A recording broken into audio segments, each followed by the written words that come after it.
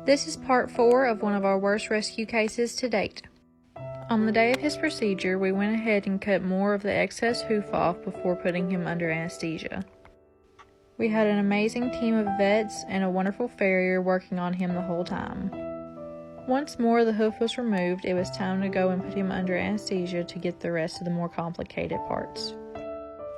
One of the main reasons we decided to put him under anesthesia is because this was going to be a very long and drawn-out process. This way, he wasn't having to stand for multiple hours supporting himself with only 3 legs while we worked on him. He did perfectly fine the whole time he was under and never had any issues.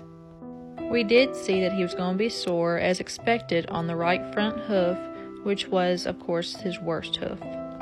He was also very loopy whenever he woke back up and very confused as to what happened. About an hour later, he was perfectly stable and ready to go.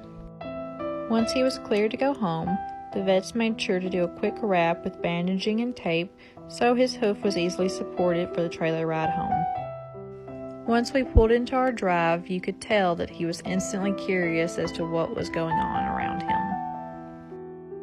He was so excited to step off of the trailer and into his very first field he had been in over 10 years. He instantly got to work on eating as much grass as he could fit in his mouth at a time. He was also very curious of absolutely anything I did with him. At one point, he stopped eating and just looked at me as if to say, "So this is all mine?" as he stared back out into all the open fields around him. He stayed like this for a while, almost like he was in shock of all the open fields around him.